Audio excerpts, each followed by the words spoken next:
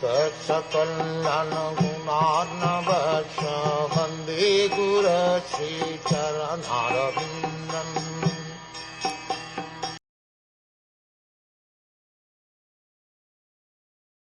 Please also describe the expansions of different sacrifices and the paths of mystic powers, analytical study of knowledge and devotional service, all with their respective regulations. The word tantrum is significant herein. Sometimes tantrum is misunderstood to be the black spiritual science of materialistic persons engaged in sense gratification. But here tantrum means the science of devotional service compiled by Srila Narad Muni. One can take advantage of such regulative explanations of the path of devotional service and make progressive advancement in the devotional service of the Lord. Sankhya philosophy is the basic principle of acquiring knowledge, as will be explained by the sage Maitreya.